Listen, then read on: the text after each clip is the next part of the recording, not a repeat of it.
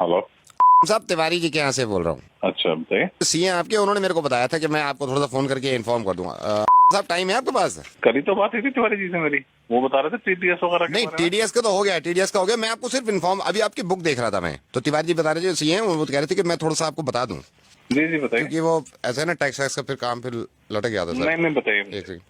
30% tax ये तो पे कर दिया सर हमने आपका, ठीक है सर। अच्छा, जी जी।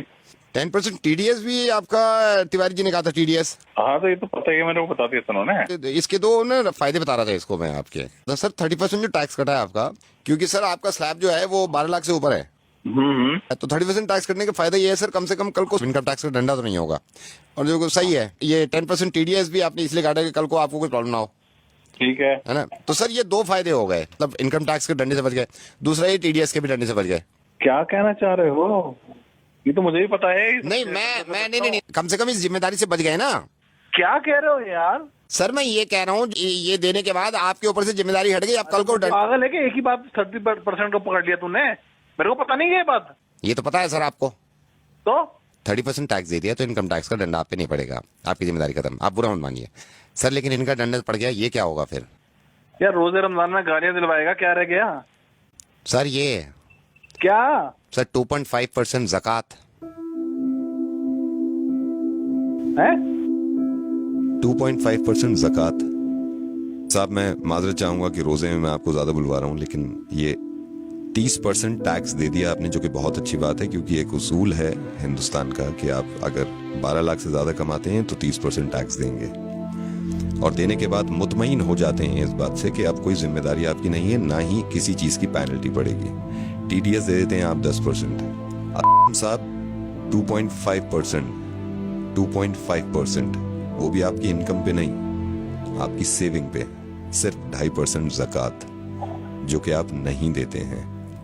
आप बिल्कुल ये मत समझिएगा कि मैं इस चीज के लिए शर्मिंदा करना चाह रहा हूं आपको, मैं नाम तक नहीं बता रहा हूं भाई। मैं सिर्फ ये कहना चाह रहा हूं कि अगर आप इनकम टैक्स नहीं देंगे तो उससे जाती तौर पर किसी एक इंसान को परेशानी नहीं होगी, वो हमारी मुल्क की तरक्की के आड़े आता है। लेकिन अगर ज़कात नहीं देंगे, वो भी सिर्फ 2.5%, कोई ना कोई तो अल्लाह ताला ने आप में ये बात देखी होगी, सलाहियत देखी होगी कि ये एक ऐसा बंदा है मेरा जिसको मैं इतना दूं, इतना नवाजूं, और अल्लाह ताला को पूरी उम्मीद होगी देने से पहले कि ये इंशाल्लाह उस पैसे में से ज़कात निकालेगा और उन लोगों की मदद करेगा जो मुस्तहिक हैं, जो परेशान हैं, और खास तौर से इस महीने में, जिस महीने में ज्यादा से ज्यादा निकालना चाहिए। मैं माफी चाहूंगा सबसे पहले कि मैं इस तरह आपको फोन कर रहा हूँ। मैं रेडियो मिर्ची से नवेद बोल रहा हूँ असलम भाई, और इस बात की किना मत रखिएगा दिल में, वो आपसे मोहब्बत ही करते होंगे जिन्होंने ये बताया कि आप उन्हें प्लीज समझाइए कि वो ज़कात दिया करें, क्योंकि वो भी ये चाहते हैं कि आपकी आखिरत संभल जाए। फोन मत काटिएगा, मैं छोटी सी बात आपकी इस बच्चे की कराना चाहता हूँ। मैंने फोन पे इनको होल्ड पे रखा हुआ और ये बहुत देर से इंतजार कर रहा है। मैं रेहान, जरा फिर से बताना, तुम्हारी अम्मी ने आज रोजा रखा है? नहीं रखा। रेहान क्यों नहीं रखा रोजा उन्होंने?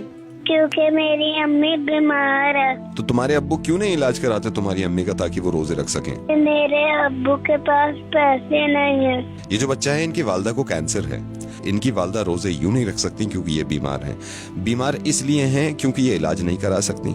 इलाज ये इसलिए नहीं करा रही क्योंकि इनके पास पैसे नहीं है। पैसे इसलिए नहीं है इनके पास भाई क्योंकि हम ज़कात नहीं देते हैं। बहुत मुमकिन था ये कि हम हॉस्पिटल के बाहर अपनी वालदा के साथ बीमार पड़े होते और हम इंतजार कर रहे होते कि कोई ज़कात दे, और इनके वालिद यहाँ बैठे होते जहां पे आप हैं, और ये अगर ज़कात ना देते और हम तक ना पहुंचती तो कैसा लगता?